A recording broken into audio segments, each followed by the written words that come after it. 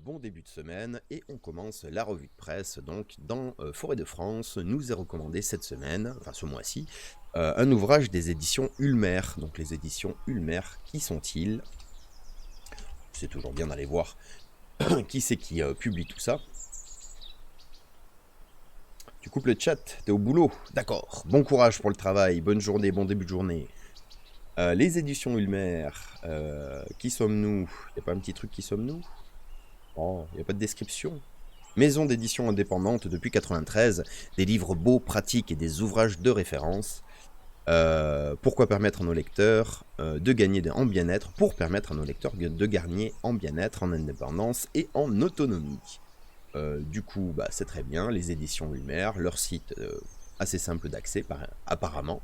Et bah tiens, on va virer ça, on va revenir là-dessus parce que on nous conseille donc l'ouvrage qui s'appelle Faire son bois de chauffage sans pétrole. Donc ça, c'est dommage qu'il n'y ait pas Kenny Perma dans le chat, parce que quelqu'un qui est très branché permaculture et auto-réalisation, en tout cas, qui a envie de faire plein de choses de ses mains et de manière respectueuse. Donc là, on nous dit que les éditions Ulmer présentent une nouvelle collection baptisée Résilience. Elle a pour but d'accompagner les lecteurs et les lectrices. Ah bah tiens, quand on parle du loup, il arrive, c'est incroyable. Salut Kenny, sa biche. Donc les éditions Ulmer, je l'ai croisé hier, Kenny, donc je lui en ai parlé un peu. Faire son bois de chauffage sans pétrole, donc la nouvelle collection baptisée Résilience, qui a pour objectif d'accompagner les lectrices et les lecteurs dans l'invention d'un art de vivre respectueux de la nature. Nous avons extrait des premiers titres parus de cet ouvrage qui nous ramènent vers des temps immémoriaux, ceux où nos aïeux façonnaient leur bois de chauffage à la cognée, au merlin, accessoirement à la scie passe-partout qui nécessite 4 mains. Ces pratiques ancestrales sont à réserver aux forestiers endurcis et sûrs de leur capacité physique. On rappelle que fendre du bois n'est pas le meilleur exercice pour le muscle cardiaque. En effet, les recommandations quand vous faites du fondage de bois, vu que ça sollicite énormément le cardio, le muscle cardiaque, c'est de faire par exemple 30 secondes de fondage, d'effort physique, et 1 minute de repos. Donc c'est une activité pour les feignants, puisqu'on se repose 2 fois plus que ce qu'on travaille. J'ai pas eu l'occasion d'y jeter un œil, je sais pas si je le commanderai, je ne sais même pas si on peut jeter un œil sur le livre, sur le site pardon, des éditions Ulmer. Faire son bois de chauffage sans pétrole.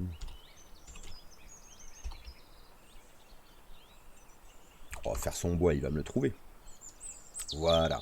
Est-ce qu'on peut feuilleter un extrait? Parfait. Alors, couverture très sobre, une hache et une scie à ruban, enfin, je sais plus comment on appelle ça, bravo. Le petit sommaire, le bonheur est dans le bois, 10 bonnes raisons de faire son bois de chauffage à la main, ou couper du bois, quelles essences choisir, cueillir un arbre, c'est joliment dit, débiter l'arbre à terre, fendre le bois, stocker et sécher les bûches, l'art du chauffage et de la cuisine au feu de bois, entretenir et affûter ses outils, une alternative, les outils électriques, évidemment, bien gérer son bois et le yoga du bûcheron. Rien que pour ce chapitre-là, j'ai envie de l'acheter. Donc des très belles illustrations déjà. Magnifique photo. D'accord. 10 bonnes raisons de faire son bois de chauffage à la main. Bah tiens, on va regarder. Un sauvage, ce n'est pas celui qui vit dans la forêt, c'est celui qui l'a détruit. Citation anonyme. Bravo. Les 10 bonnes raisons pour faire son bois de chauffage. C'est meilleur pour la planète et le climat. D'accord. C'est performant, c'est économique, c'est sécuritaire. On ne gaspille plus rien, c'est résilient. En cas de crise pétrolière ou d'effondrement, ou si une tempête vous isole, l'accès aux énergies classiques peut être perturbé. Disposer de quelques piles de bois sec dans son jardin et d'arbres autour de chez soi donne un confortable sentiment de sécurité. Magnifique. C'est bon pour la santé, tu m'étonnes. Bon pour le moral, évidemment. Une relation intime avec les arbres. Le voir comme ça. Un art de vivre et une source de bonheur. Voilà, on n'en saura pas plus. Les éditions Ulmer, pour le prix de 16 €, il me semble. 15,90 €, qu'est-ce que c'est aujourd'hui? 3 cafés. Donc petite recommandation, Forêt de France, les éditions Ulmer, faire son bois de chauffage sans pétrole. Ensuite aux éditions Kae, ou Kay, je sais jamais comment on dit. Peut-être qu'il y aura une indication sur leur site. Alors, qui sont-ils? Tac, tac, tac. Qui sommes-nous? Exactement. Fondée en 2006, on va dire Quai, est la maison d'édition de 3 instituts de recherche français, le CIRAD, l'IFREMER et l'INRAE. Ah, vive la France et les acronymes. Donc, Centre de coopération internationale en recherche agronomique pour le développement, donc le CIRAD. Organisme français de recherche agronomique et de coopération internationale pour le développement durable des régions tropicales et méditerranéennes. Ensuite, parce que c'est l'IFREMER, l'Institut de recherche sur la mer, mais exactement, Institut français de recherche pour l'exploitation de la mer. Ah oui, c'est pire que tout. Et l'INRAE, donc on avait vu déjà la dernière fois, donc l'INRAE, c'est l'Institut national de recherche pour l'agronomie, l'agriculture, je sais plus. L'agriculture, l'alimentation et l'environnement, voilà. Donc, maison d'édition qui réunit les 3 instituts de recherche français, CIRAD, IFREMER, INRAE, près de 1500 titres. L'idée, c'est de favoriser les échanges entre scientifiques, la transition des savoirs et savoir-faire, et l'aide à la décision et au débat public. Magnifique, ils sont là pour notre bien-être. Et donc chez eux, il y a un ouvrage qui s'appelle « Les productions fruitières à l'heure du changement climatique, risques et opportunités en région tempérée ». Les productions fruitières de climat tempéré sont issues de cultures très diversifiées et souvent inféodées à des régions aux conditions climatiques particulières. Quels effets le changement climatique va-t-il induire sur les performances, la diversité et la répartition de ces cultures?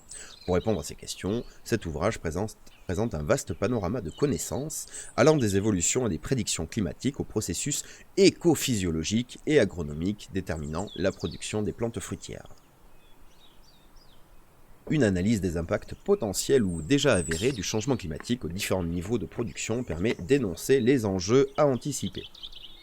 470 pages, 460 on va dire, 36 €. Donc les productions fruitières, est-ce qu'on peut avoir un aperçu sur le site de la librairie Quai. Est-ce que Wikipédia peut m'aider là-dessus? Non, il n'y a pas la prononciation, il n'y a pas le phonétique. Ah, déception. Du coup, 36 €. Oui, ok, présentation agrandir, télécharger un extrait. Oui, je veux. Bah voilà, on va mettre dans téléchargement. Voilà. Paf. Très bien. Alors, qu'est-ce qu'on a sur l'extrait? Le début du livre, on arrive au sommaire. Chapitre 1, le climat, ses évolutions passées et futures. Très bien. Les filières de production fruitière face au début du changement climatique, au défi du changement climatique et aux enjeux de compétitivité. Le fonctionnement éco-physiologique des espèces fruitières. Les spécificités agronomiques du développement des espèces fruitières des régions tempérées. Les impacts du changement climatique sur la phénologie et les composantes du rendement des espèces fruitières, les conséquences du changement phénologique sur la complémentarité et la régularité des productions. Donc un ouvrage qui est très axé sur la production fruitière, les vergers et le lien avec le réchauffement climatique, d'après ce que j'en comprends, avec de nombreux chapitres qui se finissent par une conclusion: produire des fruits en région tempérée entre risques et opportunités dans un climat qui change. Donc pareil, Kenny Perma, si t'es branché sur les fruits, édition Cahier, la synthèse des 3 instituts de recherche français. Autre petite recommandation chez Delachaux et Niestlé, auprès de nos arbres majestueux capables de s'adapter à tout type d'environnement et parfois millénaire, l'arbre est depuis toujours au cœur des récits et des mythes, des contes et des légendes. Marqueur du temps qui passe, guérisseur et parfois source d'effroi, il fascine ou inquiète mais ne nous laisse jamais indifférents. Conteuse et écrivaine, Edith Montel retrace l'histoire symbolique de l'arbre depuis l'apprentissage de l'écriture jusqu'aux stratégies de protection mises en œuvre ces dernières années. Mêlant histoire, botanique, récit et beaux-arts, elle rend hommage aux relations que nous entretenons avec nos arbres. Donc là pareil, on va aller voir Delachaux et Niestlé. Tac. Qui sont-ils? On a déjà été voir, il me semble. Vie pratique, notre histoire. Voilà, notre histoire. Écrire non sur un arbre. Ah, la private joke dans le chat. Merci Kenny. Delachaux et Niestlé, né en Suisse de l'association d'un maître imprimeur et de 2 éditeurs. Des livres publiés sous ce nom paraissent dès 1861. Incroyable. de tac tac tac tac tac. La littérature cède la place à la pédagogie, à la psychologie, aux sciences naturelles, où les éditions font figure de novateurs. D'accord. Donc, vieille maison d'édition, si je puis me permettre, plutôt pédagogique, psychologique, sciences naturelles. Et donc, auprès de nos arbres, on va aller voir ça tout de suite. Est-ce qu'il y a un petit extrait ?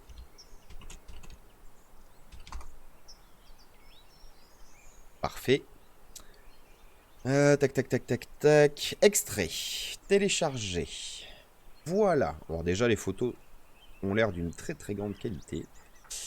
Edith Montel, préface de Dominique Mention, Benjamin Stassen aussi. On va aller voir. Alors, important. Label Illiga, initiative portée par plusieurs maisons d'édition qui souhaitent faire de ce label une marque de fabrique et de traçabilité d'ouvrages édités de façon la plus respectueuse possible de l'environnement. Écrire non sur un arbre pour protéger les arbres. Bah ça marche, Kenny, quand on est gestionnaire et qu'on peut faire passer des messages.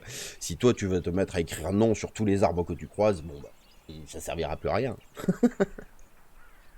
Et du coup le label Illiga, c'est moins de papier utilisé, un papier certifié, donc qui provient de labels qui certifient que les forêts qui ont servi à produire ce papier sont dans un processus de gestion durable, moins d'utilisation de produits chimiques, pas de couverture cartonnée ni de film plastique, impression simultanée.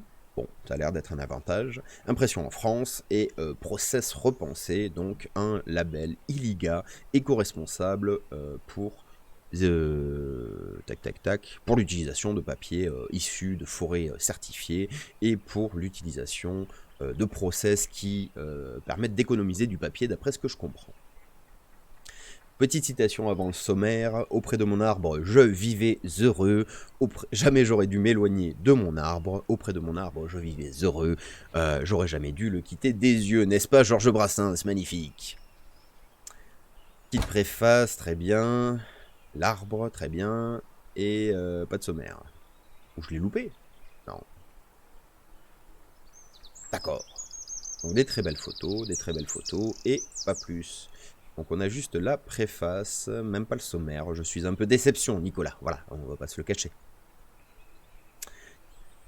Bref, du coup, tac, auprès de mon arbre, 40 € quand même, pour de très belles photos.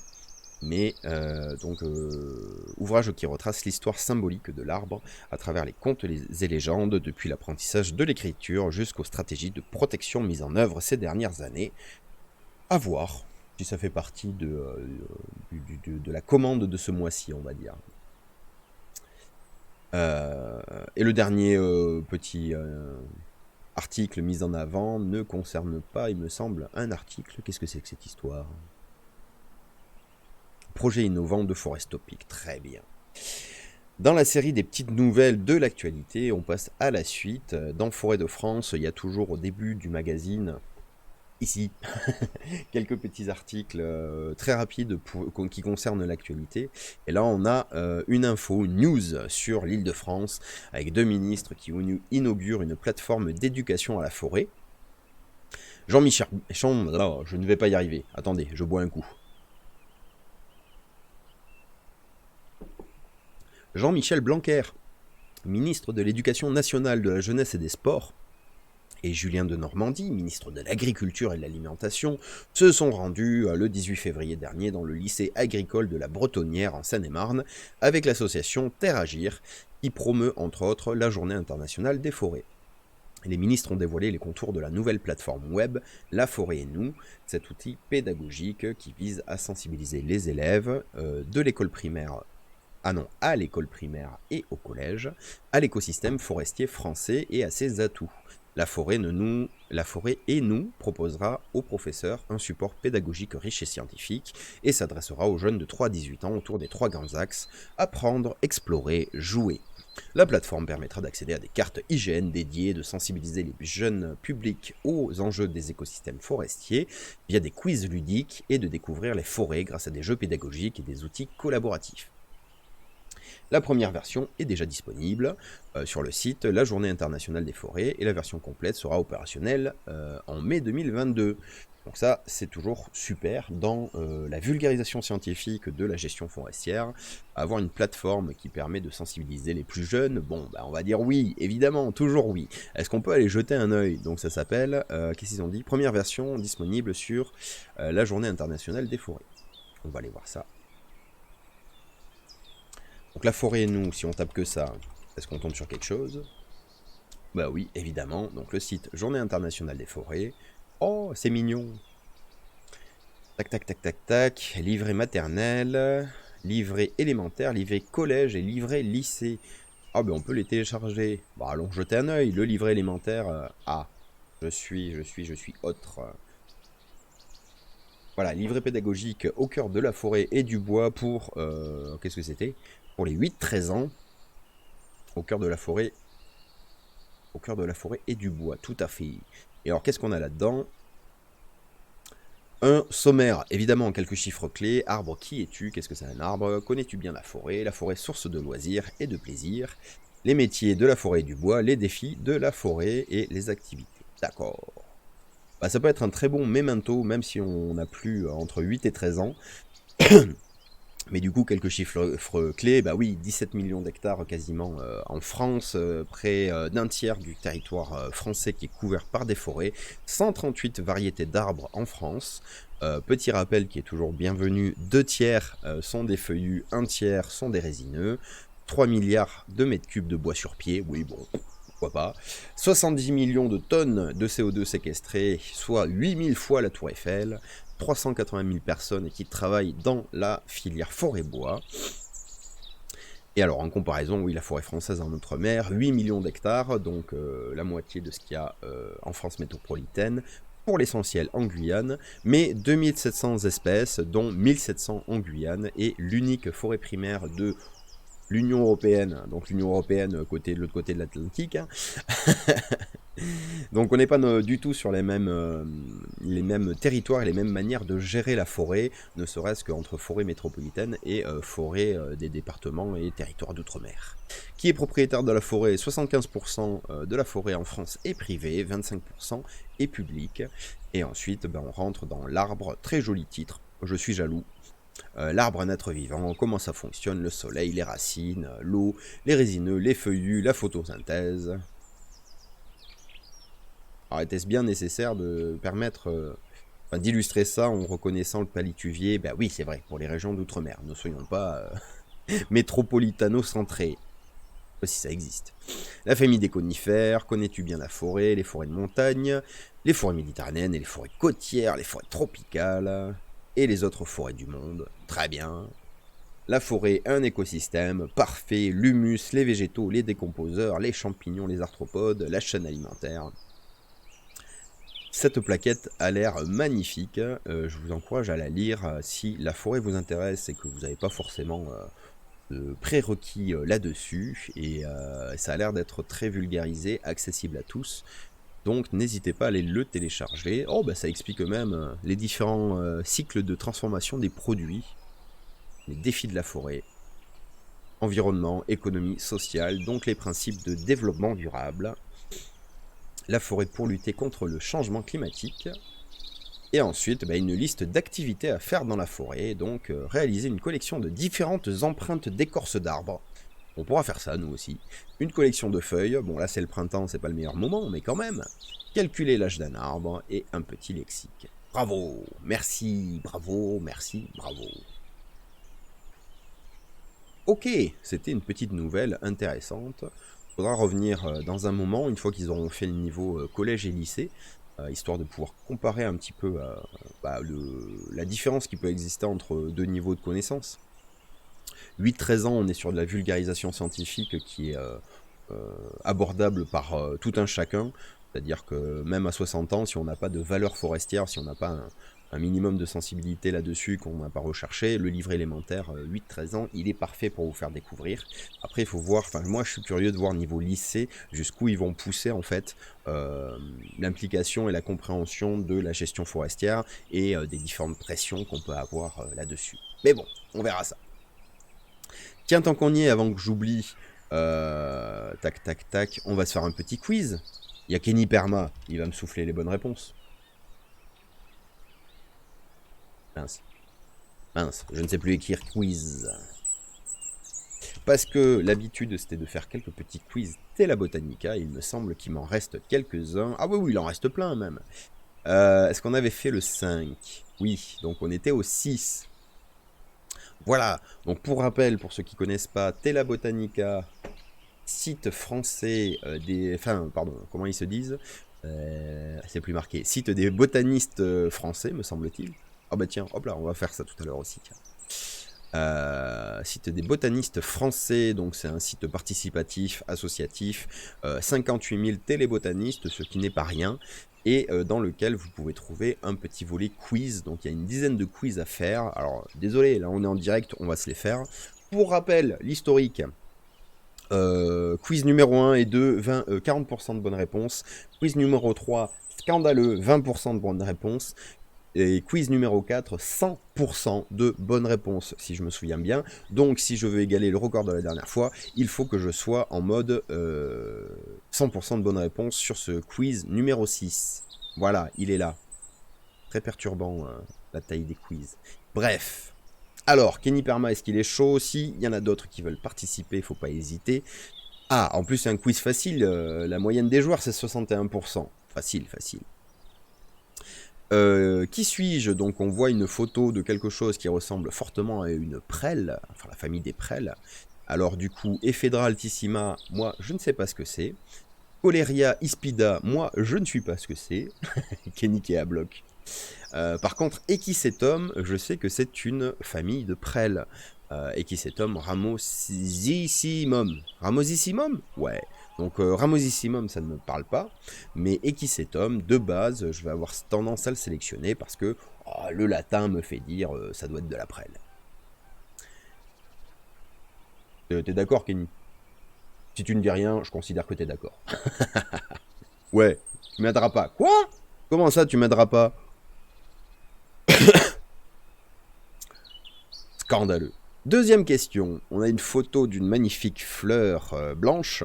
Je suppose qu'il faut focaliser sur la blanche et non pas sur la violette. Avec une forme de fleur qui est assez particulière. Lorsqu'on l'a vue une fois, normalement, on s'en souvient. Ah, tu connais pas? Bah, c'est très bien, parfait. Du coup, oui, forme de fleur un petit peu particulière. Et on nous demande à quelle famille appartient cette fleur-là. On peut cliquer dessus pour la voir en plus gros. Pas du tout. Ou alors pas comme ça. Attendez, je viens d'avoir une idée. Si je fais ça... Non, c'était où? Non, pas du tout, ça n'a pas marché. On fait n'importe quoi. Allez. Quiz 6, deuxième question. À quelle famille est-ce que j'appartiens? Les Cyperacées. Donc les Cyperacées, si je ne me trompe pas, si je me souviens bien, je n'ai plus le nom. Cyperacées, c'est quoi? C'est les ajoncs? Non, pas du tout. On ira voir ça juste après. Composité, c'est les feuilles compositées. Famille décomposée, je suppose. Et les amarantacées, bien là, je suis bien embêté. Les cyperacées, c'est des espèces de joncs ou d'ajoncs, si je me souviens bien. Les composités, je suppose que c'est les fleurs composées. Je suis pas sûr, donc je vais taper amarantacées, mais vraiment au pif. La dernière fois au pif, ça a bien marché. Par déduction du pif, on a fait 100% quand même. Une petite photo de face inférieure d'une fronde de fougères. Comment se nomme la partie noire de la capillaire des murailles? Donc la capillaire des murailles, c'est une fougère. C'est cette petite fougère-là. Composité, pour celle d'avant, bah ouais, mais composité, j'ai l'impression que... Enfin, je sais pas trop ce que c'est, comme ça, à froid. Et ça me fait penser aux fleurs composées, et c'est pas ce type de fleurs-là. Mais si t'as raison, je le garde en mémoire, et si t'as raison, je sais pas. T'offrirais des sushis. Donc comment se nomme la partie noire de la capillaire des murailles visibles sur cette photo? Soit c'est le rachis, soit c'est le pétiole, soit c'est la tige. Donc le rachis chez les fougères, c'est la partie de la racine qui... Ouf, ça y est, c'est le matin. C'est la partie de la racine la plus épaisse et à partir de laquelle la plante arrive à survivre sans problème à l'hiver. Le pétiole, donc, on est d'accord, c'est ce qui relie la feuille à quoi d'ailleurs? Bah à la tige, ou au rameau. Et la tige, bah, c'est la tige. Alors sur une capillaire, quand on voit ce trait noir au milieu, est-ce que c'est la tige de la capillaire ou le pétiole? Moi j'aurais tendance à dire le pétiole. Hein? Ouais, Kenny Perma, il dit pétiole, point d'interrogation. Je pense que c'est ce que je pourrais obtenir de plus, de ce qui se rapproche le plus d'une affirmation. C'est votre dernier mot, Kenny? Oui. Mais c'est une affirmation ou une question? Oui. Allez, on est parti sur le pétiole. Ah, question mystère. Mes fruits sont rouges, mes feuilles sont le plus souvent trifoliées. Ma tige est bisannuelle et je me développe mieux sur le bord des clairières. Qui suis-je? D'accord. D'accord. Donc, Fragaria vesca, c'est la fraise, me semble-t-il. Vaccinium, Vitis idae, la vigne vierge. Vaccinium avec un X. Alors, Vaccinium avec deux C, c'est les myrtilles, mais Vaccinium comme ça, Vitis idae. Vitis, c'est la vigne, donc je suppose une espèce de vigne sauvage, blanche, je ne sais pas. Et Rubus ideaeus, donc Rubus, on l'a vu la dernière fois, c'est la famille des Rubiacées, donc la famille entre autres de la Garance voyageuse, mais Garance voyageuse c'est Rubus peregrina, là on a Rubus idaeus qui est sa petite cousine qui a donné son nom à la famille des Rubiacées, me semble-t-il, et du coup c'est une Garance. Donc les fruits ne sont pas rouges, les feuilles ne sont pas trifoliées et la tige n'est pas bisannuelle. Donc ce n'est pas Rubus, ce n'est pas...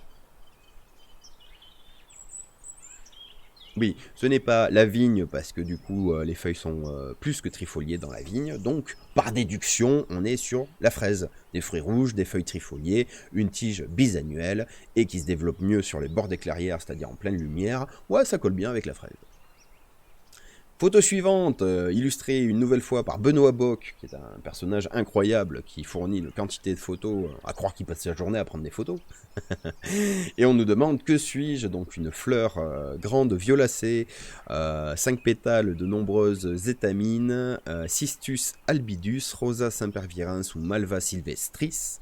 Donc en gros, tige bisannuelle pour les fraises. Oui, il faut que je regarde là à froid, je t'avouerai. Attends, on finit le quiz et après on va chercher toutes les questions. Kenny Perma, il dit une malvacée. Alors malvacée, de mémoire, on n'est pas sur N-étamine. C'est-à-dire que là, on voit qu'il y a beaucoup d'étamines au centre. Du coup, c'est la famille des rosacées, donc ça peut être une rosa. Ça peut être un cyste aussi. Et étant donné qu'il y a une feuille derrière qui me semble un petit peu plus épaisse, un petit peu adaptée au milieu sec, on va dire, moi je partirais sur Cistus albidus. Comment ça, pardon? Ne vous excusez jamais dans le chat. Que vous disiez que vous disiez des bêtises ou quoi que ce soit, ne vous excusez jamais, sauf si vous êtes mal poli. Malva sylvestris, me paraît un peu grande en plus, la fleur. Mais bon, peut-être que je me trompe totalement, on va voir ça juste après. 6e question, quelle espèce pouvez-vous rencontrer si vous vous promenez dans les Alpes? Quercus suber, donc du chêne liège. Alnus cordata, de l'aulne glutineux. Non, c'est glutinosa et cordata, de l'aulne blanc. Je sais plus en français. Et Pinus sambra, donc le pin sambro, me semble-t-il, qu'on a vu la dernière fois. Donc dans les Alpes, la question est mal posée, excusez-moi, Tella Botanica au secours, mais les Alpes c'est très vaste. Donc on peut avoir du chêne vert dans les Alpes, mais dans les pré-Alpes, de l'Aulne Alnus cordata, là je sais pas. Et du pin sambro, oui, on avait vu la dernière fois dans l'article sur le charbon de bois, les mélèzes et tout ça, que en effet dans les Alpes il y a du pin sambro. Donc on va partir plutôt Pinus sambra, puisque chêne-liège c'est quand même typiquement méditerranéen. Je suppose que s'ils nous disent Alpes, c'est qu'on est quand même climat montagnard. Et Alnus cordata, honnêtement, je sais pas. J'aurais tendance à dire oui, mais je sais pas pourquoi. Ah! Petite photo. Donc encore une fois, 1, 2, 3, 4, 5 pétales, beaucoup d'étamines. On est sans doute sur la famille des rosacées. Mes fruits sont immangeables crus, mais une fois cuits, ils sont transformés en gourmandise. Qui suis-je? Prunus persica, Sidonia oblonga ou Rosa canina. Donc Prunus persica, un Prunus de Perse, je suppose. Sidonia oblonga, je n'ai plus du tout le nom français. Et Rosa canina, c'est l'églantier, alias Cynorhodon, alias le gras-de-cul. Et donc Rosa canina, ouais, l'églantier. Les fruits sont immangeables crus, mais une fois cuits, ça fait une petite gourmandise, petite confiture sympathique. Ça fait aussi du poil à gratter, les fruits crus, mais bon, ça, tout le monde le sait. Alors, vu qu'on est d'accord et que de toute manière nous vivons en dictature dans ce chat, j'ai décidé que nous allons regarder les résultats sur 6 questions. Oh, 43% de bonnes réponses. Peut mieux faire, tu m'étonnes. Oh là là, scandale, scandale. Première question, donc c'était bien une prêle Equisetum Ramosisosum. Ramosisosum. Ouais, mom. Non, j'y arrive pas. On va aller la chercher quand même. Est-ce qu'elle est sur Wikipédia? Oui. Equisetum ramosissimum, appelé communément prêle rameuse. Espèce de prêle présente en Europe, blablabla. Bla bla bla. Très bien. Donc ça, j'avais juste au moins. Ah ben voilà, composité. Bravo Kenny Perma. La question numéro 2, la photo des fleurs blanches. Ce n'était pas des amarantacées, mais des composités. Et alors là, j'atteins mes limites, parce que c'est quoi composité?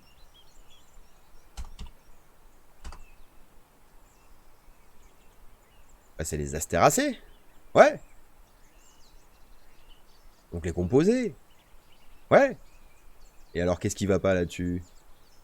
Et les amarantacées, c'est quoi?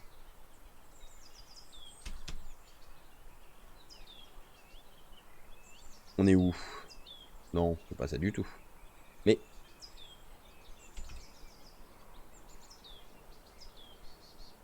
Voilà. Tac. Famille dicotylédone, nanana. Ah oui, mais du coup, ils ont des petites... Ah oui, d'accord. Je me suis totalement trompé. Les amarantacées, elles ont des petits capitules et des petites fleurs. Très bien. Bon, autant pour moi. Donc, la famille des composés. Et je suppose que ce qu'on voit, c'est une immortelle. Immortelle? Je pense. L'immortelle et l'ichrysome, non, pas celle-là. Donc c'est pas une immortelle, je confonds. À quoi je pense alors? Une plante d'altitude. Ah, une plante d'altitude qui sort en premier, qui supporte très bien la neige, le froid, le gel. Qui est très poilu. Dont le nom m'échappe absolument. Léontompodium, c'est marqué là. Pourquoi je me galère? Edelweiss, voilà, pas immortel, une Edelweiss. Merci Wikipédia. Ensuite, ah ben non, c'est le rachis. Eh ben je suis extrêmement déçu, je vous ai expliqué n'importe quoi alors. En rachis, en botanique. D'accord. Ah ben me voilà bien attrapé. Le rachis d'une feuille. Ah bon? Il n'y a pas un rachis dans les racines?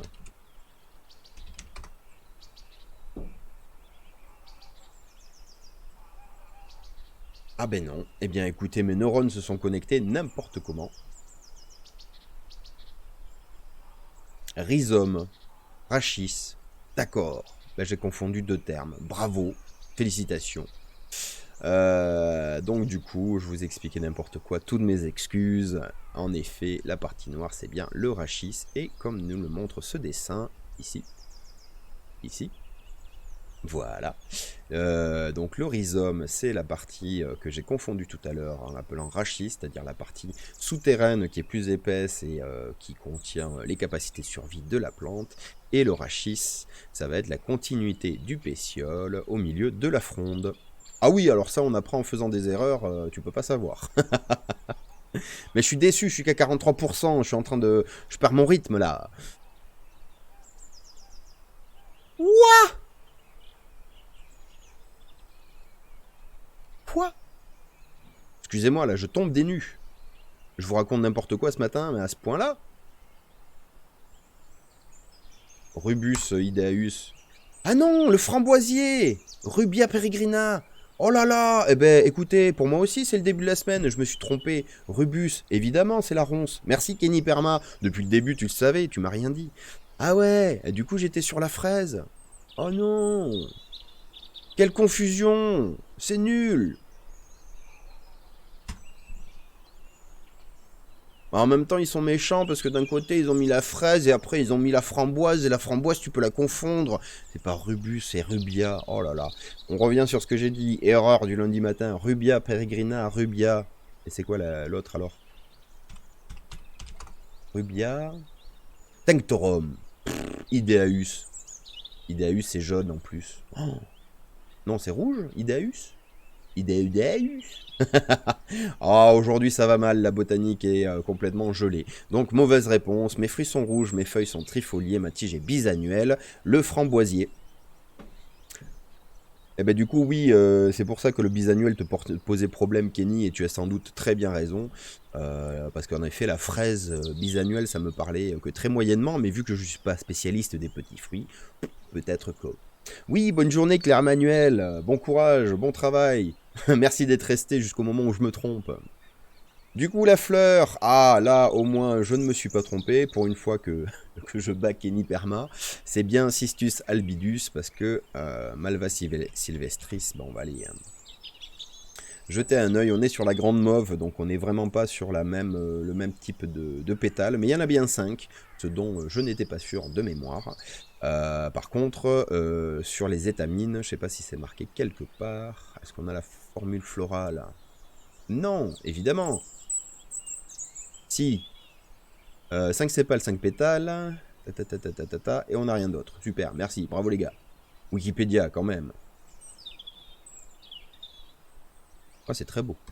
Bref, donc le quiz, en effet, on était bien sur Cistus albidus. Le cyste blanc, cotonneux, pardon. Et oui, cyste blanc, c'était avant. Alors, petite blagounette sur le cyste blanc, typique des milieux plutôt méditerranéens, qui est capable de supporter de la sécheresse, de la chaleur, et il s'appelle cyste blanc, mais ses fleurs sont roses. Bravo! Scandaleux. Et vous avez dans la même famille d'autres cystes, dont les feuilles sont blanches. Les fleurs sont blanches, pardon. Faut mettre une mauve sous la binoculaire. Oui, mais est-ce que j'en ai dans le coin? Je crois que j'en ai, mais qu'elles sont pas sorties. Alors Kenny Perma va me dire « Ouais, mais moi j'habite à 1 km de chez toi et puis il y a tout qui est en fleurs. » Eh bien, les fameux microclimats. Hein. Voilà. Donc le nom cyste vient du grec boîte ou capsule, cystos, je suppose, allusion à la forme du fruit capsulaire, et le mot latin albidus, signifiant blanchâtre, fait référence aux feuilles duveteuses caractéristiques et non aux fleurs qui sont de couleur rose. Voilà. Voilà. Donc vous le saurez, le cyste, c'est une plante qui a les feuilles cotonneuses, d'où son nom de blanchâtre en général, on va dire, mais qui a des fleurs roses. Voilà, ça peut induire en erreur, ça arrive, ça arrive. Enfin, quelle espèce pouvez-vous rencontrer si vous provenez dans les Alpes? C'était bien vu de taper dans le le pinsambro. Hein. Tu vas jusqu'au jardin et tu me dis si t'as des mauves. Parfait. Du coup, je viendrai les chercher dans un caisson réfrigéré. Ouah!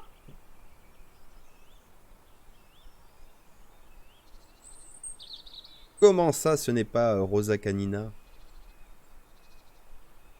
Mais Sidonia oblonga, le cognacier. Tiens donc. Oh, non, mais là c'est méchant ça. Mes fruits sont immangeables crus, mais une fois cuits, ils sont transformés en gourmandises. Bah, ça marche aussi pour Rosa canina, je suis désolé. Hein. Je veux porter réclamation là chez Tela Botanica.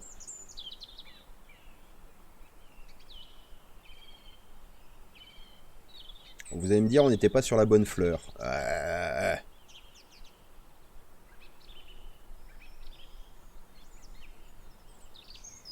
Ouais, mais c'est la famille des rosacées, les deux, là.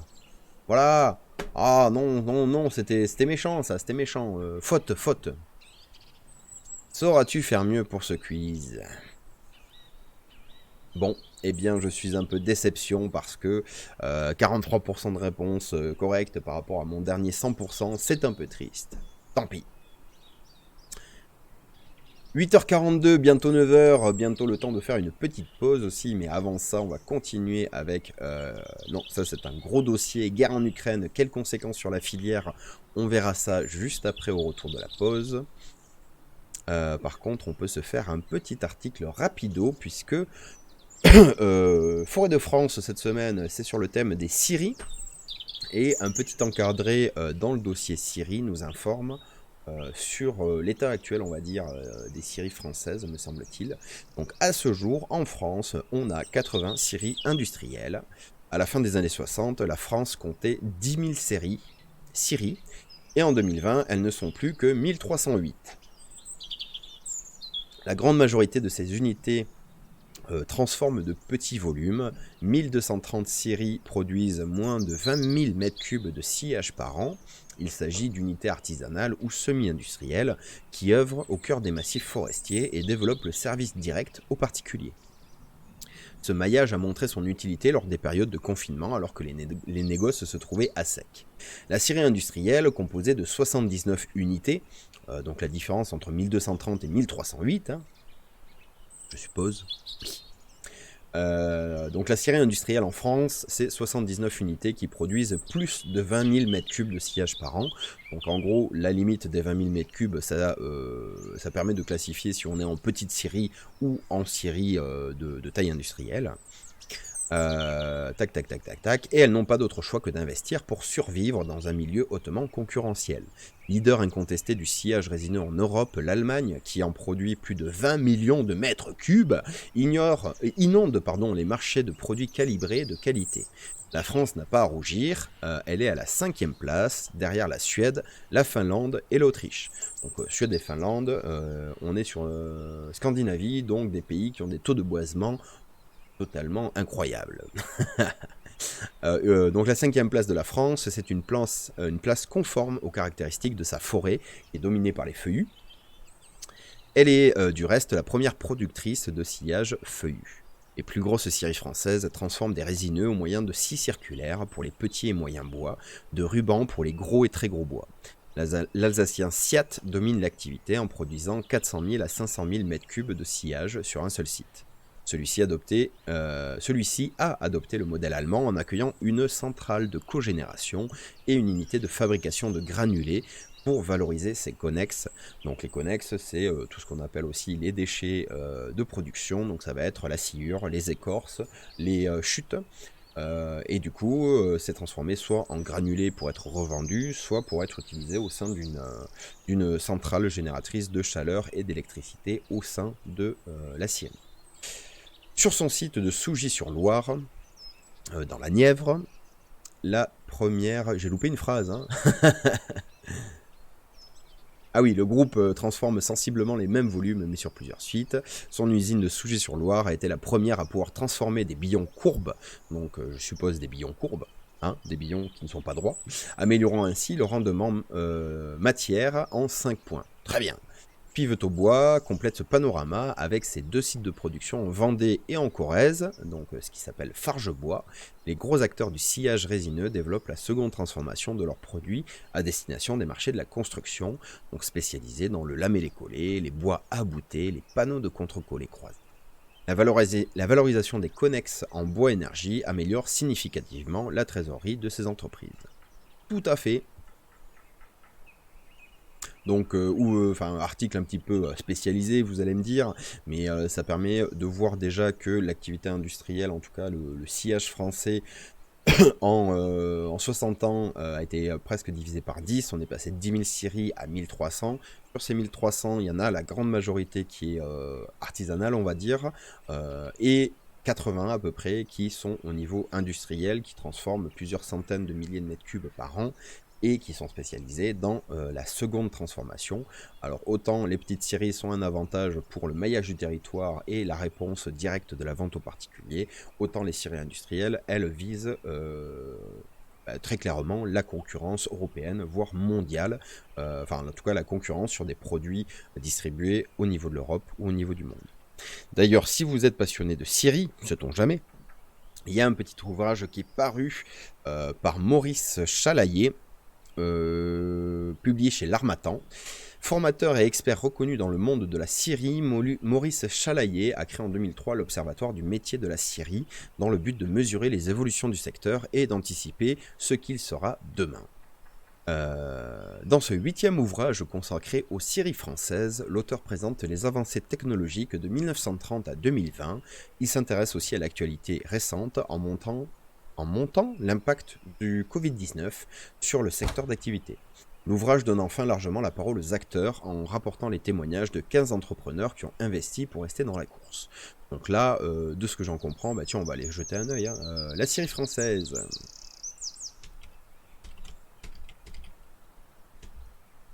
L'Harmattan. Tac, est-ce qu'on a un petit extrait comme d'habitude? Je télécharge le PDF. Tout à fait. Ah non, pardon. Je télécharge l'extrait. Ah oui, il n'y a pas d'extrait. Très bien. Bon, je suis un peu... Déception. Allô? Qu'est-ce qui se passe? Voilà, donc à part la couverture et la 4e de couverture, je n'ai rien. Et voilà, rien d'autre. Bon. Eh bien, je ne sais pas si je le commanderai, si je le lirai, mais si c'est le cas, ben, on en parlera un petit peu. Et sinon, ben, pour les passionnés de Syrie, l'Harmattan apparemment a plusieurs autres ouvrages dans la même collection, ben, d'ailleurs de Maurice Chalaillé à chaque fois, grand spécialiste de la Syrie. Pas le pays, hein, encore une fois. Il est 9h moins 10 dans 2 minutes, je vais me faire une petite pause et ensuite on continuera avec... sans doute un dossier de 2 pages, guerre en Ukraine, quelles conséquences sur la filière forêt-bois, parce que c'est vrai qu'on parle beaucoup dans les actualités des conséquences de la guerre sur l'agriculture et l'approvisionnement en blé en particulier, mais j'ai rarement entendu des émissions ou des articles sur les conséquences sur la filière bois. Donc j'en ai aucune idée, je n'ai pas lu l'article, on va découvrir ça tout à l'heure, et en attendant, on va s'écouter un petit peu de musique, tiens. Oui, petite musique toute tranquille. Petite musique toute tranquille, on a dit. Bah tiens, on va passer sur Chamad avec Sillage. C'est parti. Allez, bonne journée Kenny Perma. À bientôt.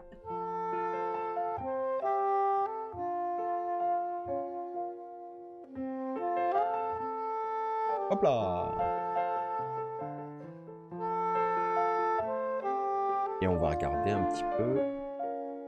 On va regarder quoi? On va regarder ça. Bon, c'est gris, c'est triste.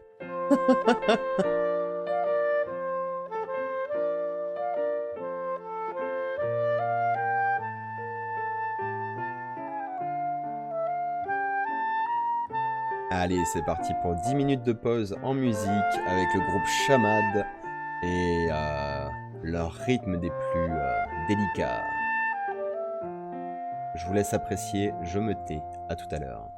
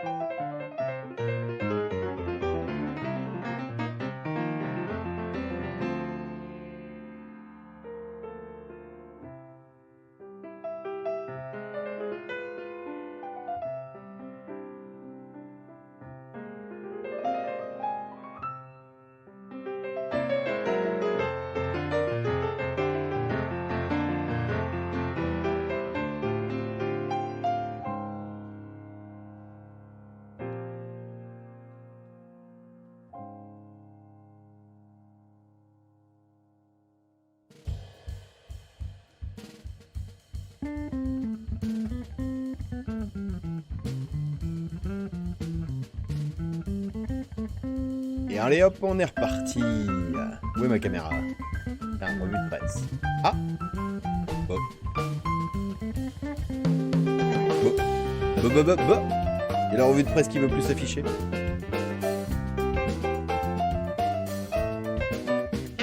Voilà.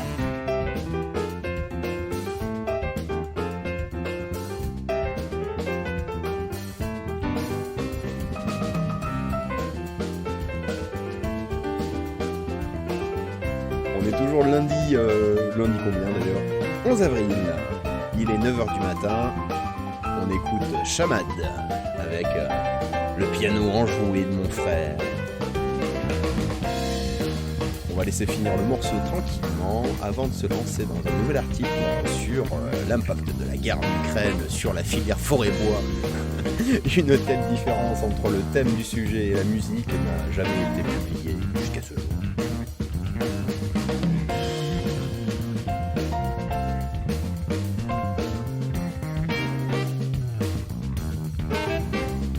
Allez, comme ça, on se remettra les oiseaux tranquillement.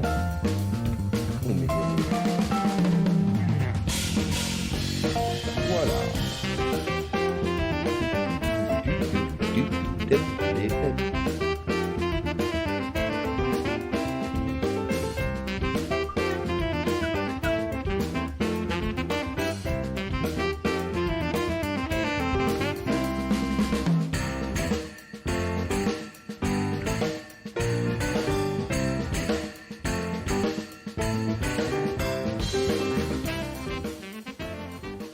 Et je viens juste de voir le message d'Italian Girl. Je ne sais pas si tu es déjà endormi, mais merci à toi. Si tu as trouvé ça intéressant, c'est mon plus grand plaisir. Et je te souhaite une bonne nuit si tu glisses doucement dans le sommeil. Rendez-vous les lundis, mercredis et vendredis matin. Donc pour toi, c'est le soir. Ouais, enfin, tu te débrouilles. Hein. Et puis parfois le week-end en soirée pour faire du gaming aussi sur des jeux avec un regard naturaliste. Ah, elle est toujours éveillée, magnifique. Désolé. Bon, mais je suis très très content que ça te plaise et n'hésite pas à passer, voilà, c'est un plaisir.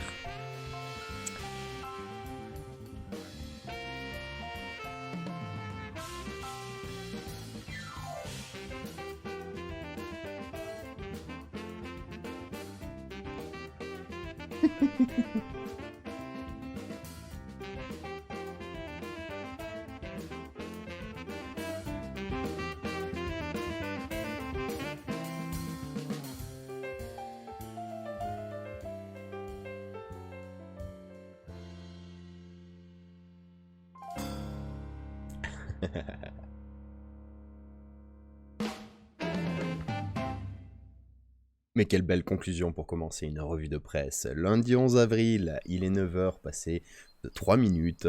On repart sur la revue de presse Forêt de France, numéro 652, reçu hier dans la boîte aux lettres. Et leur petit article... Oula, on me fait des compliments. De plus, tu as une voix hyper agréable à écouter, très chaude et douce. Je rougis encore plus si c'est possible. La caméra va devenir... Je te remercie beaucoup de tous ces compliments matinaux. Écoute, au plaisir d'entendre ta voix chaleureuse. Un de ces jours peut-être par le chat vocal. Ouais, par le vocal. Merci beaucoup. On continue avec un petit article sur la guerre en Ukraine. Quelles conséquences sur la filière bois? Même si l'Occident achète peu de bois à la Russie, les observateurs prédisent des impacts en Europe sur la logistique, le coût de la matière première et les approvisionnements des industriels de la palette. Oui, parce que de la palette, on s'en doute pas, mais on en consomme des quantités effroyables. Il serait hasardeux, nous dit l'article, de prédire les conséquences de l'actuel conflit en Ukraine.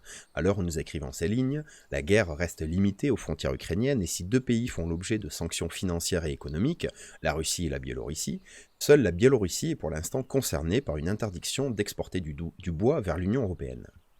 Par ailleurs, il est impossible d'anticiper les réactions des marchés face à une crise conjoncturelle. À la suite de la récente crise du Covid-19, oui, vous verrez dans l'article très souvent, il y a marqué la Covid-19 et moi je dis le Covid. Bon, je fais ce que je veux, je suis sur mon chat. Bah, pas du tout, mon stream. À la suite de la récente crise de la Covid-19, on se souvient que les marchés européens des sillages résineux ont été désorganisés par une pénurie aux États-Unis. Des producteurs européens habitués à fournir le marché français ont provoqué une pénurie en France en exportant massivement leur sillage outre-Atlantique. Donc ça, c'est la loi du marché, l'offre et la demande.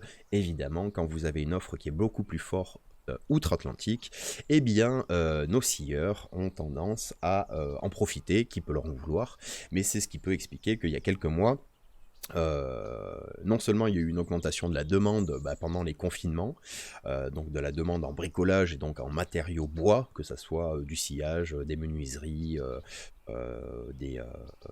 voilà, de la construction. Et donc du coup augmentation de la demande, mais un marché plus intéressant outre-Atlantique et donc pénurie sur le marché européen, ce qui a pu mener, quand j'ai construit là, la petite structure sous laquelle je suis, à des situations complètement ubuesques où pour avoir des panneaux de contre-collés, donc de l'OSB, eh bien il fallait débourser jusqu'à 500 € pour avoir 10 mètres carrés d'OSB, ce qui était ridicule. Bref, je m'égare. 10% de nos importations de sillage résineux. Les chiffres nous confirment la place prééminente de la Russie dans le commerce international du bois. Le pays possède la forêt la plus étendue du monde, 820 millions d'hectares. Alors, ah bah tiens, ça le dit, 820 millions d'hectares, c'est plus de 50 fois la surface de la forêt de la France métropolitaine. En 2021, la récolte de bois a atteint 221 millions de mètres cubes. Alors en France, on l'a vu tout à l'heure, 17 millions à peu près d'hectares de forêt, donc ça fait à peu près un tiers du territoire. En Russie, ils ont 50 fois plus de surface pour produire du bois, mais si je me souviens bien, il y a beaucoup de ressources, mais relativement peu d'exploitation. Donc en 2021, la récolte de bois, c'était 221 millions de mètres cubes. Un peu plus de 14 millions de mètres cubes de bois rond sont exportés, essentiellement de la Russie vers la Chine ou de la Russie vers la Finlande. La Russie est aussi un gros producteur de sillage, 44 millions de mètres cubes à 95% résineux. 30 millions de mètres cubes exportés en 2021, dont un peu plus de la moitié vers la Chine. Un constat s'impose, plus de la moitié du commerce international russe des bois est tourné vers la Chine et ses pays limitrophes. La France n'est pas un partenaire commercial significatif de la Russie. Elle a importé en 2021 270 000 m3 de sillage brut, de sapin et de pin, soit 10% du volume global de nos importations. Cependant, les fameux bois du Nord, qui sont consommés en France, comportent une proportion importante de bois récoltés en Russie. Elle représenterait entre 20 et 25% de cette qualité reconnue pour ses propriétés mécaniques. Petite note en bas de page, 20 à 25% des bois du Nord proviennent de forêts russes. Si l'Union européenne n'a pas encore interdit l'importation de bois russe en Europe, les standards de certification ont déjà pris des mesures coercitives. Le 4 mars, le conseil d'administration de PEFC International a décidé que tout le bois provenant de Russie et de Biélorussie peut être qualifié de bois de conflit et ne peut donc pas être utilisé dans la chaîne de certification PEFC. 4 jours plus tard, FSC a interdit la commercialisation de produits bois portant leur estampille en provenance des deux pays, donc la Russie et la Biélorussie. En Russie, près de 100 millions d'hectares de forêts bénéficient d'une certification de gestion durable. La perte de certification frappe donc tout le bois qui sortira de ces forêts. Donc, pour rappel, PEFC et FSC, ce sont deux labels de qualité de bois, de produits en tout cas issus du bois, et qui certifient entre autres que ce bois-là provient de forêts qui sont gérées durablement, donc pas de déforestation et la prise en compte de critères de biodiversité dans la gestion forestière. Donc pour l'instant, en gros, ce que nous dit l'article, c'est que la France, en tout cas, n'est pas très dépendante du bois russe et il n'y a pas énormément de restrictions qui ont été mises en place sur cette filière bois, excepté au niveau de la labellisation PEFC et FSC, donc qui aura pour effet normalement de fermer certains marchés au bois provenant de Russie.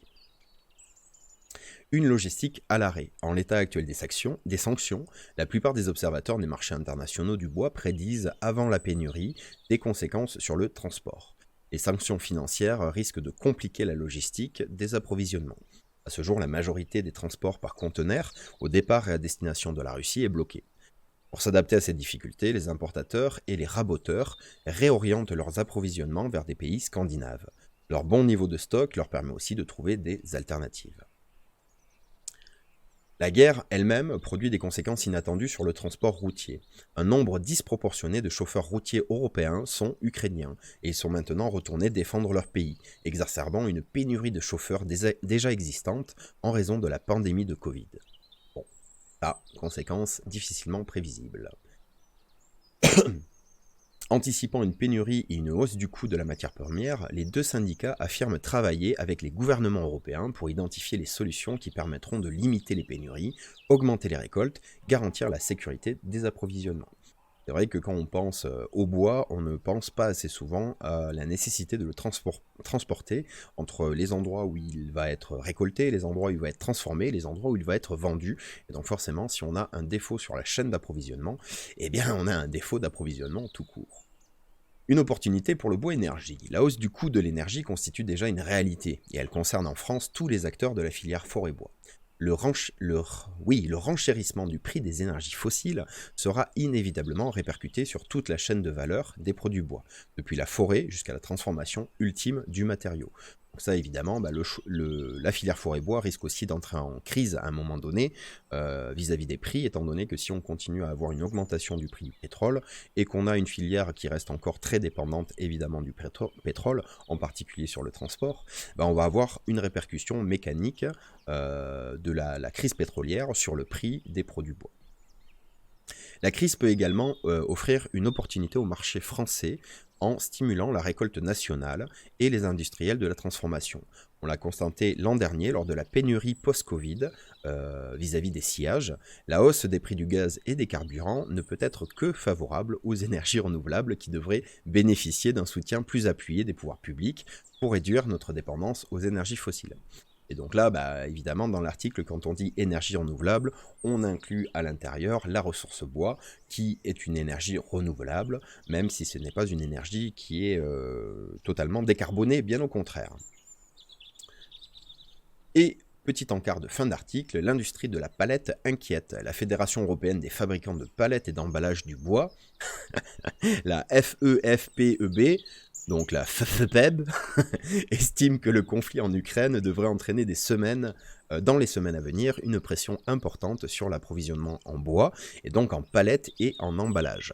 L'année dernière, l'Ukraine a exporté plus de 2,7 millions de mètres cubes de bois résineux scié, dont une grande partie destinée aux palettes et aux emballages en bois fabriqués sur le marché européen. Le pays a également produit et exporté environ 15 millions de palettes, principalement vers l'Europe.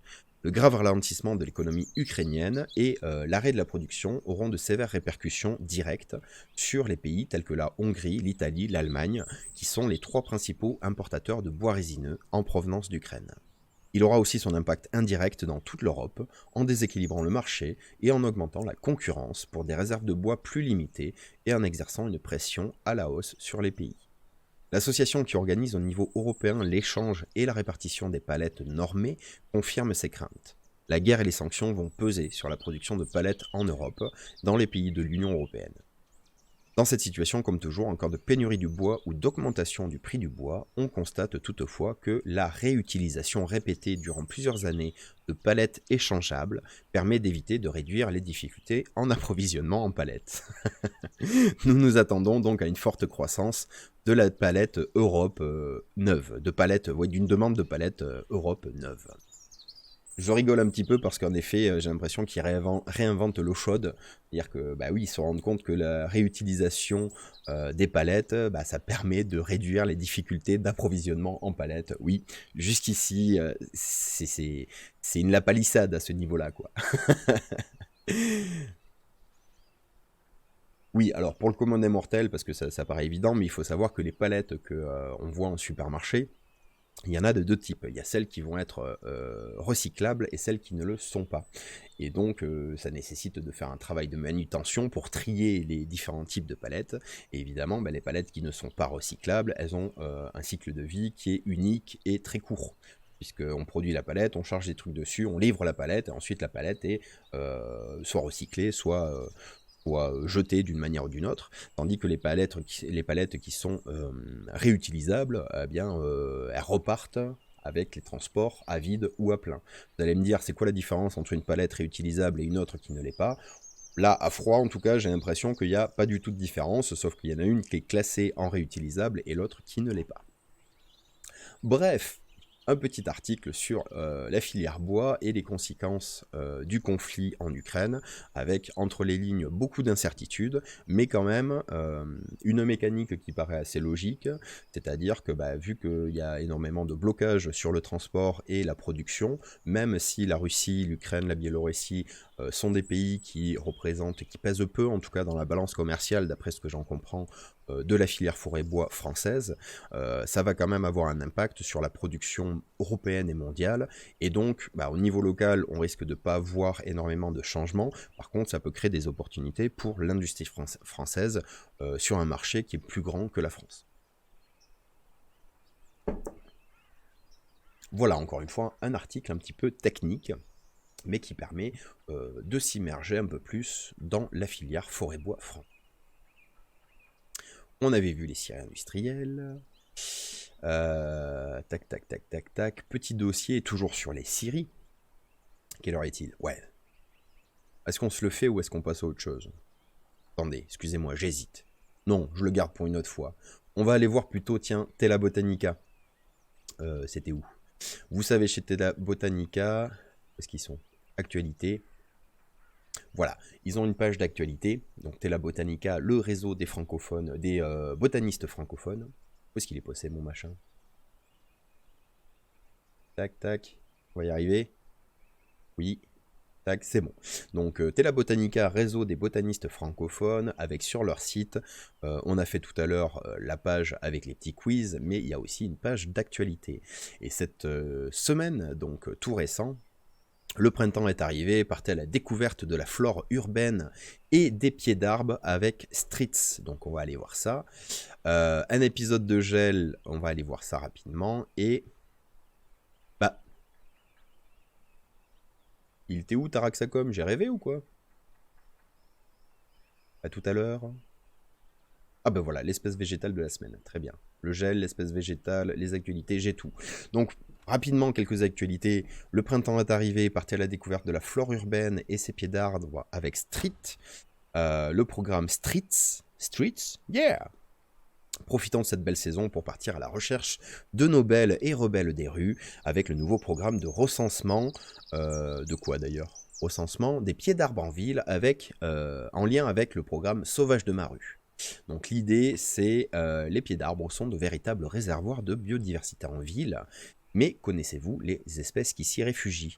Le projet Streets est un programme de sciences participatives qui vous invite à recenser la flore des pieds d'arbres dans votre rue, afin de mieux comprendre comment les espèces végétales utilisent les pieds d'arbres pour se déplacer dans les villes. Grâce à vos données, l'équipe de chercheurs URBA du Muséum national d'histoire naturelle va pouvoir comprendre comment les espèces végétales utilisent les pieds d'arbres pour se déplacer en ville. Alors comment participer? Il vous suffit de choisir un alignement de 5 à 10 arbres en ville et d'identifier les arbres ainsi qu'un maximum d'espèces végétales qui se trouvent à leurs pieds. Chaque pied d'arbre doit être séparé du suivant par une zone non propice à la végétation, typiquement du bitume, et le suivi doit être effectué chaque année à la même période. Nous mettons à disposition une fiche de terrain accompagnée du protocole pour suivre les étapes pas à pas et remplir les observations. Donc voilà l'extrait de la fiche, évidemment les informations qu'il faut prendre à chaque fois qu'on fait un inventaire floristique, la date, l'observateur, donc quel jour, qui l'a observé, qui a fait les relevés, la commune, donc la localisation, le nom de la rue, les coordonnées GPS si vous les avez, la zone est-ce que c'est une zone piétonne? Donc ça, c'est typique à cet inventaire-là. Est-ce qu'il y a un lampadaire? Bah oui, pour les plantes, c'est important. Enfin, c'est important. En tout cas, ça permet de comprendre pourquoi certaines plantes se développent à certains endroits, parce que parfois, on est dans une zone d'ombre, mais il y a une petite loupiote qui fait que bah, ça permet quand même de se développer. Des petits commentaires et le protocole. Choisissez 5 à 10 arbres alignés, déterminez l'espèce de l'arbre, faites l'inventaire des plantes qui poussent à son pied, saisissez les les data, les données dans l'espace projet Streets, donc sur Tela Botanica, et faites un suivi, donc le même inventaire année après année. Ah bon? Non, non, on avait dit les oiseaux, hein, ça suffit la musique. Ah, voilà, c'est reparti. Donc, la petite page qui vous indique comment, dans le programme qui existait déjà, Sauvage de ma rue, qui consiste à chercher les plantes qui poussent dans votre rue, donc soit dans le bitume, dans une faille, sur des murets, des murailles, des choses comme ça. Et maintenant, ben, il y a une campagne de recherche spécifique sur la diversité floristique au pied des arbres en ville. Hop là! Autre petite news Tela Botanica, un épisode de gel à risque pour la végétation vient d'avoir lieu en France, hashtag gel 2022. Donc vous avez été témoin des dégâts causés par cet épisode. Les chercheurs du CNRS et de l'INRAE ont besoin de votre aide pour évaluer l'ampleur des dégâts afin d'étudier la vulnérabilité des différentes espèces à ces épisodes de gel qui sont de plus en plus fréquents. Donc là, encore une fois, programme un peu participatif. L'idée, c'est, vous avez vu des dégâts de gel autour de chez vous. Vous pouvez participer à ce programme, à première vue, en renvoyant des photos. Si je ne me... Tac, tac, tac, nous vous invitons à faire part des informations, nom de l'espace, lieu des dommages, donc localisation, pourcentage de dommages, organes touchés, stade de développement de la végétation et situation. Est-ce que c'est un arbre isolé, une haie, un massif ? Et il y a donc un outil de saisie en ligne sur Tela Botanica. J'aurais peut-être dû lire dès le début. Tac, tac, tac, tac, tac. Non, mais il n'y avait rien de plus en fait. Donc l'idée, c'est d'utiliser encore la force du réseau de télébotanistes pour récupérer le maximum de données sur l'ensemble du territoire et permettre comme ça de constituer une source d'information qui pourra être traitée par, j'ai déjà oublié, CNRS et INRAE. C'est vrai que sur les photos, là, on a des stades végétatifs déjà un petit peu avancés qui ont vraiment bien souffert. Donc, exemple de dégâts du gel sur noyer, pommier, platane, micocoulier, cerisier, abricotier et chêne. Alors, quoi ? Noyer, pommier, platane, micocoulier, cerisier, abricotier. Chêne. Pour les retrouver. J'ai un doute sur le premier, déjà ça commence bien. Bon ben pommier, noyer, soyons fous. Qu'est-ce qu'on a d'autre? Platane, micocoulier. Micocoulier, platane. Ah, ils auraient pu le mettre dans l'ordre. Je ne suis pas en forme en botanique ce matin. Donc l'épisode de gel, si vous voulez participer, encore une fois, c'est chez Tela Botanica pour saisir vos observations. Et l'espèce de la semaine, toujours très intéressant, le pissenlit, Taraxacum sp. Donc là, on n'est même pas sur une espèce très clairement identifiée, mais plutôt sur des caractères communs à tous les Taraxacum, à toute l'espèce en fait. Donc chaque semaine, sur la page actualité de Tela Botanica, vous trouvez un post créé par l'association Gentiana, association qui est dans le Jura, si je ne me trompe. J'ai déjà oublié. Isère, autant pour moi, toutes mes excuses. Donc association qui est en Isère et qui publie chaque semaine, en collaboration avec Tela Botanica, une petite fiche pour identifier, on va dire, des espèces, ouais, comme ça, des espèces qu'on trouve de manière spontanée et très facile, des espèces très communes, voilà. Donc l'espèce de la semaine, c'est le pissenlit, Taraxacum. Le petit dessin nous montre que les critères à identifier, on va avoir la feuille qui est disposée en rosette, donc rosette basale, avec des feuilles qui sont plus ou moins découpées. Donc ça, ça ne donne pas beaucoup d'informations, parce que plus ou moins découpé, en gros, ça dépend. Mais c'est exactement une caractéristique du genre, c'est-à-dire que il y a beaucoup de polymorphisme dans les feuilles, et c'est difficile de trouver des caractéristiques communes, très faciles à identifier et répétitives. On a ensuite un pédoncule sans feuilles et surplombé par un bouton floral qui va ensuite donner la forme de pissenlit qu'on connaît si bien. Les caractéristiques, les feuilles donc disposées en rosette basale et des feuilles plus ou moins découpées, ça on l'a dit. Un pédoncule, donc l'organe qui relie la tige à la fleur, donc un pédoncule qui ne possède pas de feuilles et qui a peu ou pas de poils, et une inflorescence qu'on appelle en capitule, et qui présente 200 à 300 fleurs, chaque fleur ligulée à 5 pétales soudés. Donc là, c'est les deux petits dessins qu'on peut voir. La fleur, donc le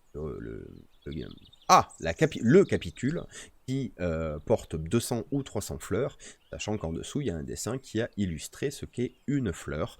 Donc on voit le style et les pétales qui sont soudés, qui, à l'œil nu, nous, on dirait que c'est un pétale du pissenlit, mais en fait, ce sont 5 pétales soudés d'une fleur, et ce qu'on a sous les yeux, donc le capitule, qu'on appelle par erreur la fleur, en fait, c'est une colonie de fleurs les unes à côté des autres. Incroyable! Le saviez-vous, les feuilles du pissenlit peuvent être consommées en salade. Donc ça, oui, mais plutôt quand ils sont jeunes et avant qu'on ait les fleurs qui apparaissent. Son fruit est muni d'une aigrette de soie, il s'agit d'un véritable parachute qui permet la dissémination des graines par le vent. Le pissenlit ne doit pas être confondu avec d'autres espèces à capitule jaune, comme les crépisses ou les laiterons. Pour le distinguer des autres, le pissenlit n'a pas de feuilles et peu ou pas de poils sur son pédoncule. Donc ça, on aura l'occasion d'en observer dans pas longtemps, dès qu'ils seront en fleurs, parce qu'il fait encore un petit peu frais chez moi. Mais aujourd'hui, je voulais passer à une observation, quand même. Il nous reste quoi? Une petite demi-heure. Donc je vais rapprocher la loupe binoculaire. Poussez-vous, excusez-moi, poussez-moi, excusez-vous. Ah, bonjour la loupe binoculaire. Ah bah tiens, ça s'est repété la gueule. Bravo.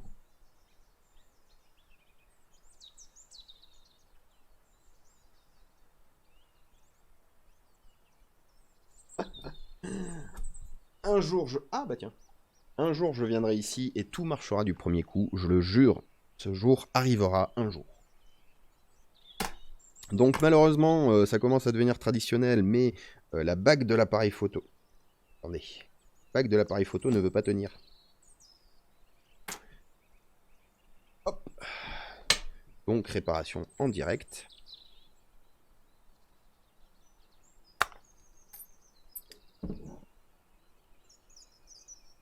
Avec les oiseaux en fond. Profitez, profitez.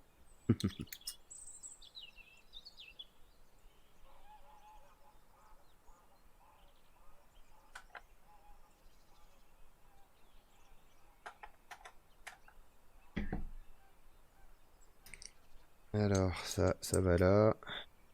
Et la bague, elle est là-bas. Hop.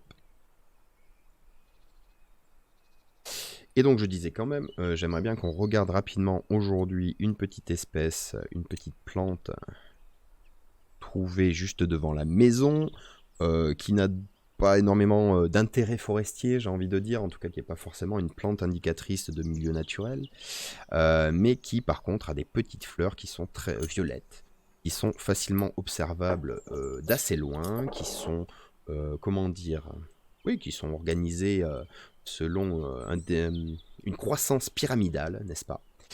Donc violette, croissance pyramidale, à plante de allez, quoi, 10-20 cm de hauteur, qui est très décorative, et que j'aimerais regarder un petit peu avec vous aujourd'hui. Dès que la bague aura bien voulu resserrer, vous voyez, je fais du... incroyable. Je fais du travail de précision, là. Voilà. Là, on y est. Pour combien de temps, je ne sais pas, mais on y est. Clac. Tac. Lumière, Aziz. Tac. On allume. La batterie, elle en est où? Parce que ça, c'est la deuxième blagounette. Quand la batterie... Oula. Quand la batterie se met à me lâcher en plein live. On va passer en mode... Il est où? Tac. Ouais, pour l'instant, c'est tout gris, c'est normal. Pas d'inquiétude. On va nettoyer un petit peu. Alors, qu'est-ce que je voulais vous montrer cette semaine? Eh bien, c'est du... Elle est là. Voilà. C'est cette petite plante, un muscari. Alors moi, j'aime beaucoup, parce que bah, le port pyramidal, la couleur des fleurs, une des premières à sortir autour de chez moi, donc des premières à colorer le vert du printemps avec du violet, qui est très facilement repérable du coup. Hop. Maintenant que je vous l'ai montré comme ça, bah tiens, je n'ai pas changé, je suis l'optique, donc on va d'abord se la regarder sans trop zoomer, et ensuite on verra si ça vaut le coup d'aller zoomer sur les froids. Voilà, c'est bon, ça se dévisse. Ah ben non, c'est pas le bon endroit. Bravo. Donc on verra si ça vaut le coup d'aller zoomer sur les fleurs en très grande profondeur. Ah, la batterie qui me lâche, c'est traditionnel ça aussi.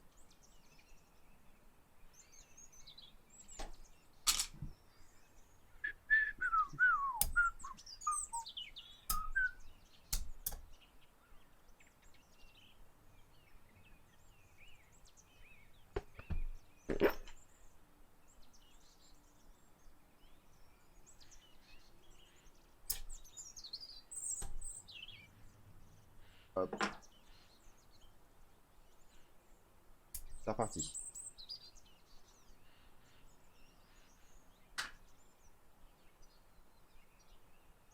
C'est reparti? Oui, c'est reparti.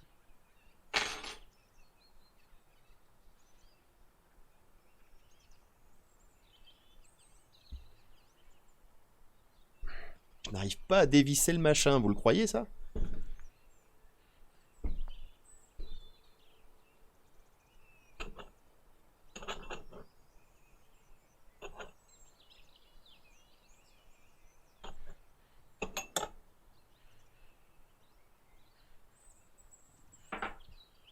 Ouais, ça marche aussi quand on enlève le tout et qu'on remet juste la petite lentille.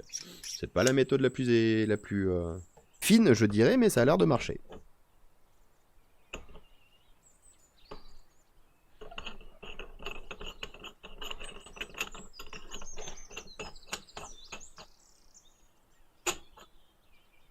Ah bon? C'est une vis sans fin? Ok. Ça c'est bon. Alors, si on met des choses sous la loupe binoculaire, qu'on dézoome à mort. Oh là là que c'est beau! C'est une feuille. Oui, je sais, je m'enflamme un peu pour un rien, mais je trouve ça très beau. Alors, ben, chez cette plante-là, on peut déjà regarder un petit peu le système racinaire. Comment ça se passe-t-il? Bah, nous avons un bulbe. Ah oui, mais même comme ça, hein. Faut dézoomer encore plus. Voilà. Donc là, on a un bulbe, un peu comme chez les oignons, chez les tulipes, chez tout un tas de plantes qui ne me viennent plus du tout en tête. Pourquoi ça donc? Parce que si on cherche... Ah tiens, on peut commencer par la fiche Wikipédia sur le muscari. Tiens, pause. Muscari est un genre de plante à fleurs de la famille des asparagacées. Hop, les asparagacées. Une famille de plantes monocotylédones. Qu'est-ce qu'on a comme exemple? Je suppose qu'on a les asperges dedans, mais il doit y avoir autre chose. Bah, rien de ce que je connais en latin. Si, les agaves. Ah tiens, les agaves, c'est des asparagacées maintenant. Donc les agaves, pour information, ce sont les plantes du Nouveau Monde qui permettent, entre autres, de faire de la tequila. Param-pa-barara-tam-tam. Param-pa-barara-tam. L'agave, le yucca, la tubéreuse, très bien, ruscacée. Ah bah tiens. Donc le fragon fait partie des asparagacées aussi. Oh, nouvelle classification, on en apprend plein. Intéressant. D'accord, le nom vient du genre asparagus qui vient du grec asparagos, asperge. Très bien, une asperge est une asperge. Mais je dérive. Du coup, le muscari, famille des asparagacées, autrefois classée dans les liliacées, mais ça, c'est pas grave. Au stade de plantule, les muscaries ne présentent qu'un seul cotylédon, ce qui les classe parmi les monocotylédones. Tout à fait. Aussi appelées jacinthes à grappes, les muscaries sont des plantes bulbeuses d'assez petite taille, parmi lesquelles on distingue une quarantaine d'espèces. La floraison, généralement d'un bleu-violet soutenu, a lieu à la fin de l'hiver et au printemps, fin février ou mars. Le muscari d'Arménie est l'espèce la plus cultivée, dont les variétés horticoles peuvent être de diverses nuances de bleu, blanc ou rose. Donc là, on n'est pas aujourd'hui sur du muscari arméniacum, donc muscari d'Arménie. On est plutôt sur du muscari... tiens, ça y est, j'ai oublié. Que me disait mon petit livre? Muscari à toupet, muscari comosome, me semble-t-il. Bien que la plupart des muscaris actuellement cultivés soient inodores... Ah oui, il n'est pas cultivé celui-là, il y a un peu d'odeur. Le nom de muscari vient du grec muscos, musqué, car certaines variétés ont une odeur musquée. Très bien. Ils sont originaires du centre et du sud de l'Europe, du nord de l'Afrique, de l'ouest, du centre et du sud-ouest de l'Asie. Bref, ils sont quasiment partout, sauf dans le Nouveau Monde. Très bien, principales espèces, le Muscari armeniacum, donc le Muscari d'Arménie. Et sinon, on a Muscari comosome. Ah ben, c'est pas celui-là alors. Si? Non, c'est pas possible. Non, c'est pas celui-là. Donc, je me suis trompé dans mon bouquin. Aujourd'hui, c'est la journée où je me trompe. Mince, pas sur la bonne. Ah ben, Bothrodies, voilà. Muscari botride, rencontré dans les forêts clairsemées et les alpages, ok. Ou Muscari neglectum, lequel des deux se race. Donc, atoupé, certainement pas. Ça marche bien. Et neglectum, ça marche bien aussi. Tac, tac, tac. Ah, il n'y a pas d'infos sur l'écologie. Bravo, bravo. Muscari pousse en grappe, pelouse, prairie sèche sur calcaire. Donc ça va pas être le Muscari Bothriodies. Tout à fait. On va plutôt, je pense, partir sur le Muscari à grappe, tout simplement. Muscari neglectum, plante bulbeuse, etc., etc. Aucune information du tout sur la page Wikipédia. Merci beaucoup. Donc, revenons à l'observation. Non, ça, oui. Le bulbe, comme chez de nombreuses espèces qui vont stocker des réserves pour l'année suivante, on peut observer les racines principales que j'ai sorties en même temps que le bulbe. Ensuite, on a un début de tige. Allô, mise au point?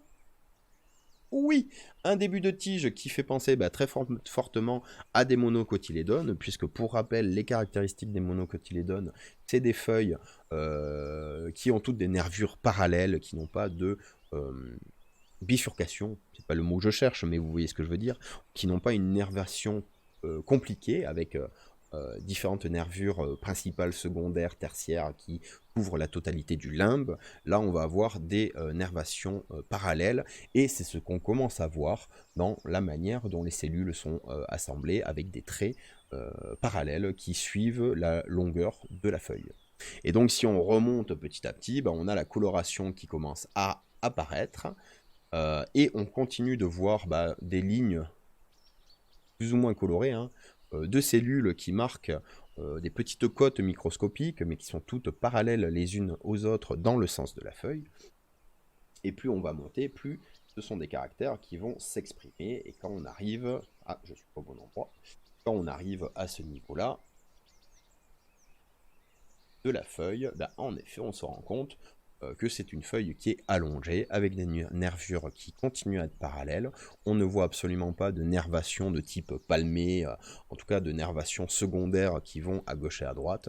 Donc on est bien sur une plante monocotylédone qui a les caractéristiques des monocotylédones. Ça vaut le coup de couper une feuille pour la regarder plus précisément. Je ne sais pas. Ou on va se concentrer peut-être sur la grappe. Voilà!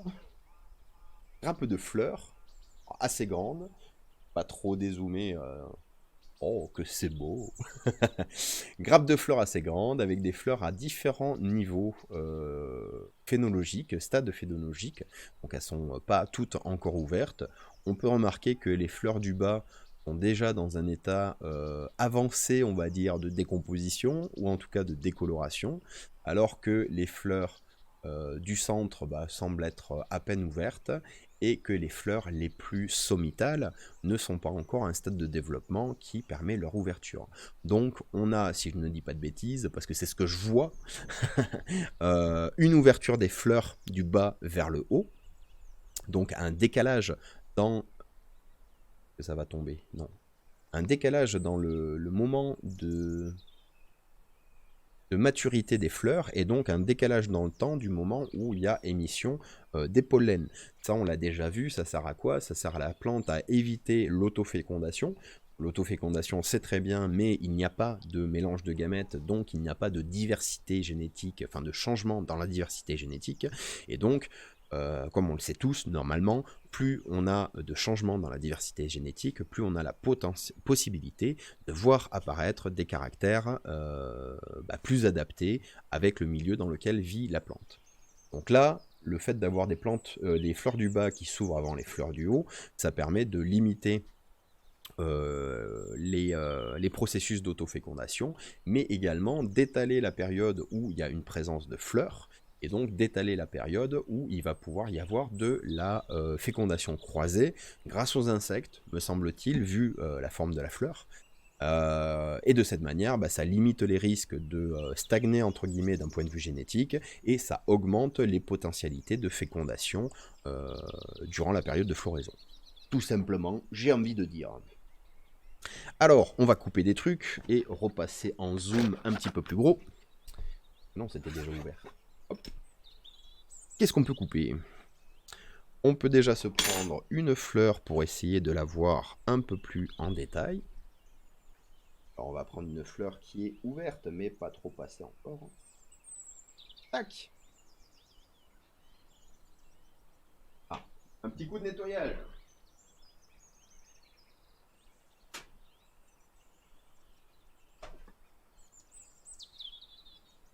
Voilà. Oh, oh, oh, petite fleur. Voilà, donc là j'ai pris une fleur. Je la mets bien droite par rapport à l'objectif, histoire qu'on puisse voir un petit peu à l'intérieur. Regardez-moi.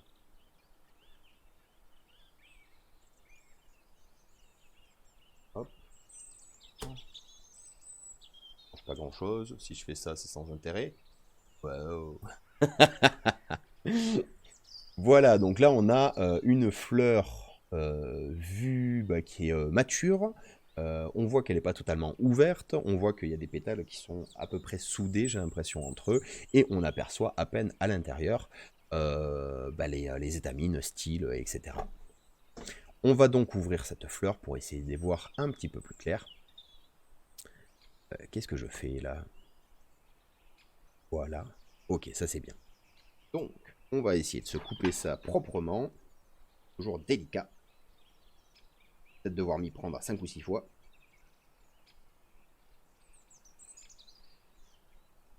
Tac!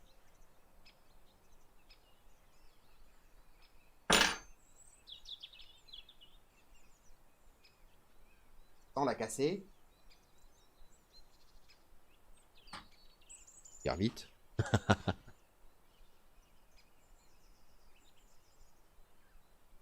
Ouh yeah. Allez, on va se poser ça comme ça.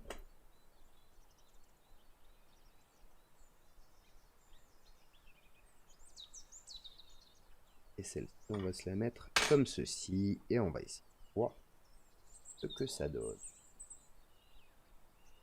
Alors.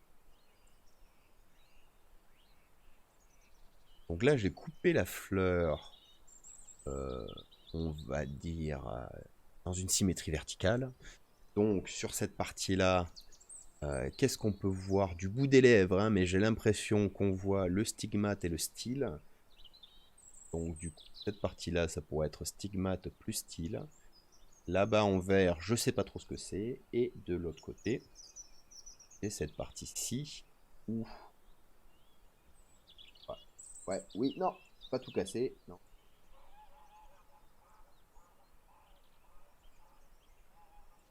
Et voilà, donc c'est pas du tout.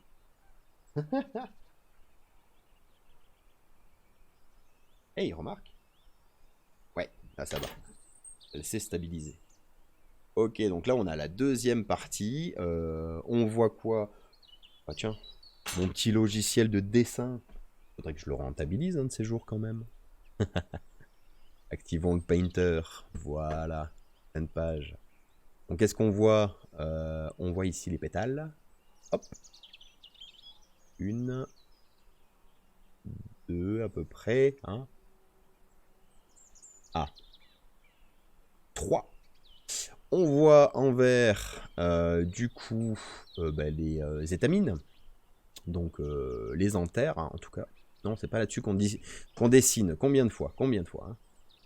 Les anthères, 1, 2, 3. Et ensuite, on voit un truc génial, hein, l'ovaire. Non, c'est pas là-dessus qu'on dessine. 3 fois. Hop. Donc on voit ici l'ovaire et à l'intérieur on aperçoit les... Alors au moins une, non c'est toujours pas là qu'on dessine, troisième fois. Je disais au moins une ovule et je suppose qu'il y en a une deuxième ici. Pas mal. Ok, on va essayer de faire encore mieux. On va changer l'objectif pour aller voir ça de plus près.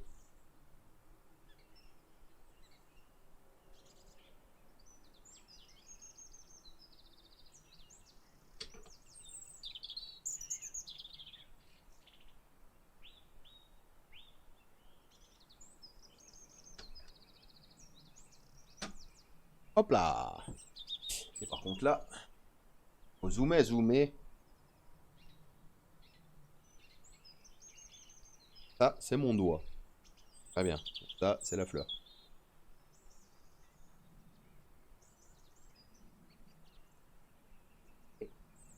Hop. On va peut-être virer les dessins. Hein. Voilà. Et dans l'autre sens. Olé les filles. Enfin, je dis salut les filles, mais en fait, on regarde des étamines, donc du coup, c'est la partie mâle. Hein, donc, salut les gars.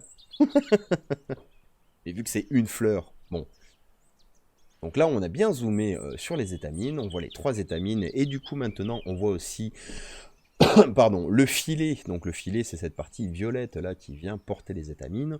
On voit que les filets sont insérés sur les pétales, ce qui veut dire que normalement... Si je prends une autre, je vais essayer de faire ça sur une autre fleur, on va essayer d'arracher un pétale et de voir si le filet vient avec, n'est-ce pas? Ils ont l'air insérés les uns sur les autres. Ah oui, celle-là n'est pas au bon stade, elle est trop fermée. Allez, petite coupe, petite isolation.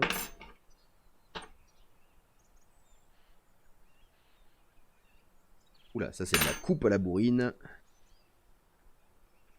Alors je ne suis pas sûr d'arriver à faire ce que je veux mettre en évidence, avec que ça soit bien clair.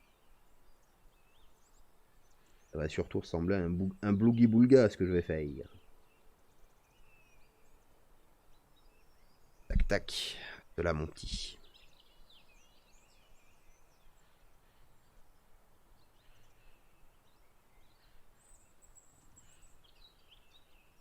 Ah, ça a l'air plus compliqué que ce que je pensais.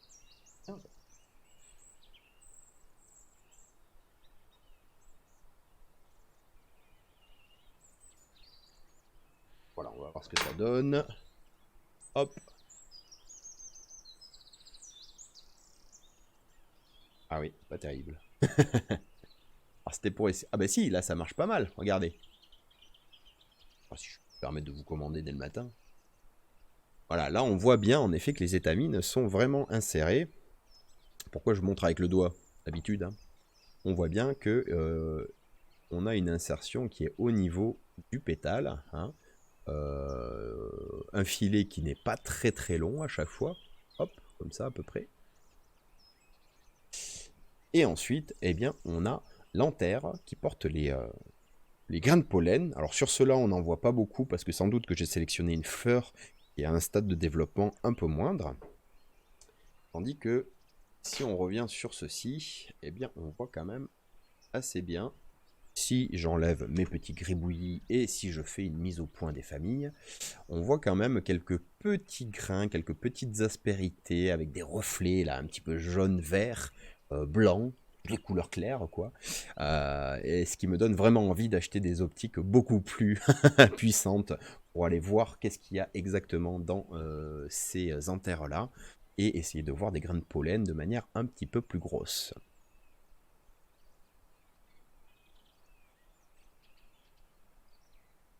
Oui, oui, oui, on les voit bien. Et on voit très bien donc la partie femelle. Pourquoi je m'embête? Ah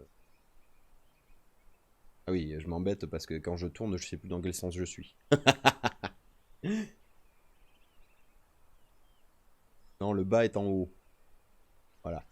Et donc là, la partie femelle de la plante, donc avec le gros bulbe vert qui est l'ovaire et qui contient les ovules, et ensuite ce petit pistil, style, merci, le style qui va porter le stigmate qui permet de faire rentrer le pollen par l'extrémité, et les grains de pollen vont migrer à l'intérieur de l'ovaire et on va avoir le fruit qui va se mettre à se développer.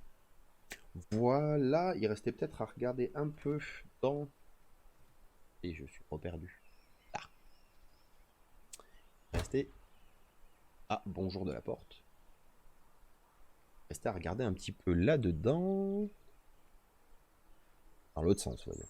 Voilà. Où il me semble que c'est un ovaire à 2 ovules. Je suis pas sûr. Tiens, on va voir dans... Ah bah oui, voilà, je vais taper des choses qui vont encore m'attirer des problèmes sur Google. Muscari, nombre d'ovules.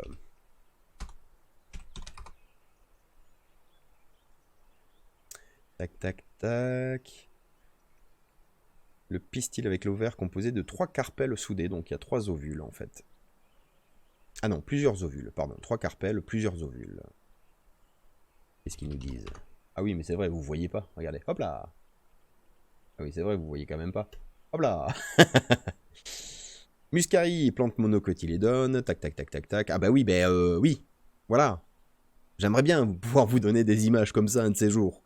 J'y travaille, j'y travaille. Une coupe quasi sagittale d'une des clochettes, la corolle est constituée de pétales soudés, donc ça on a vu. Étamine au nombre de 6. C'est vrai que j'ai pas compté, mais 1, 2, 3, j'en avais que 5. J'ai dû en perdre une en cours de route. Donc en effet, avec l'insertion sur les pétales, les étamines au nombre de 6 sont attachées à la corolle. On peut remarquer, donc oui, corolle c'est l'ensemble des pétales, d'accord? Pour rappel. Ceux qui... Ah bon? Ça dépasse? D'accord. Du coup, on peut remarquer que sur l'antère la plus mûre, il y a une ouverture qui laisse entrevoir des grains de pollen blanc. Ah! Donc, nous, ce qu'on voyait, c'était pas le pollen? Ils sont dedans. Ils sont pas dehors.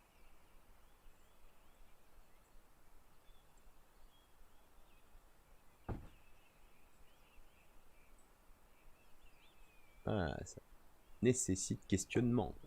Bref.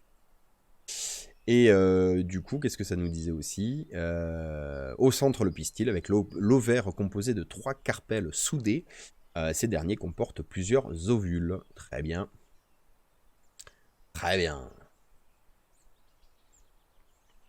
Bah oui, je suis jaloux, là. Je regarde cette photo magnifique. Je suis jaloux. Mais on peut revenir sur ce que nous avons. Et on peut même s'amuser sur la fin.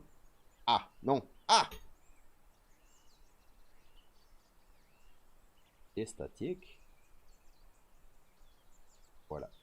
Faire un petit écrasage de fleurs pour essayer de remettre tout au même niveau. Ah oui, mais il me faut du poids.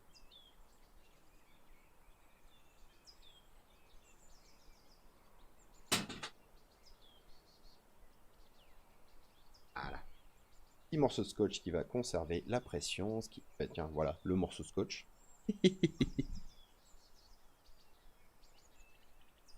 Hop là, donc là, c'est un peu plus au même niveau, écrasé.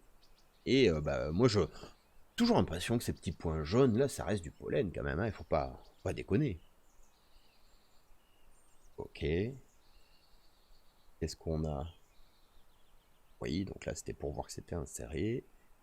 Ça. Eh bien, pas mieux. On voit des bulles. Ah bah, du coup, j'ai oublié de prendre l'image pour la miniature revue de presse, puisque nous pouvons retrouver ces magnifiques vidéos sur YouTube. Et je pense que l'image... Pourquoi le... Ah, c'est pour ça. Hop. Je pense que l'image sera quelque chose comme ça. On va la faire artistique, on va la mettre en biais. Ah oui, pas mal ça. Petite mise au point. Oh, elle s'est décollée devant nos yeux. J'adore. Voilà, j'aurais pas mieux.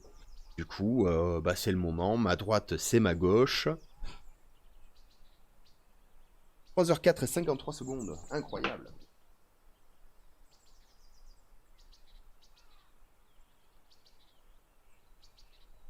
Quelle heure est-il? Il est 10h moins 10, on est toujours lundi 11 avril. Et bien du coup, on va passer ensuite à une petite session jeux vidéo. On va retourner sur Medieval Dynasty par exemple, histoire de s'amuser un petit peu avec tout ça.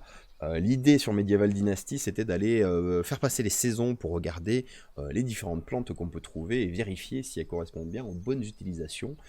Tac, tac, tac. Eh bien, on va se remettre une petite pause. Où est-ce qu'on en est niveau lever de soleil? Ah bah, le soleil est levé, ça c'est sûr. Il est haut dans le ciel. Bonjour! On va peut-être pas le fixer directement. Et donc, on a un paysage magnifique. Beaucoup trop, mais magnifique quand même. Du contraste. Non mais ça va bien là, on va peut-être se calmer niveau contraste. Ah oui non, la saturation c'est important. Bon, bah à contre-jour ça marche plutôt pas mal. Excusez-moi, je joue avec ma caméra. Ah bah en plus je ne suis même pas affiché. Ah voilà. Je joue avec ma caméra et ça ne marche pas. Si je fais ça, ça fait quoi? Ça fait des effets vraiment très étranges.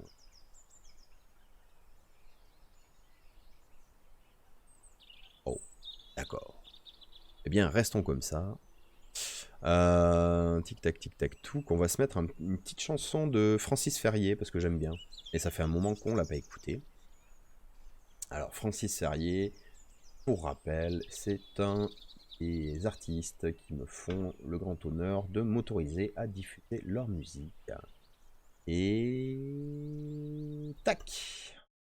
On va passer ça pour Francis.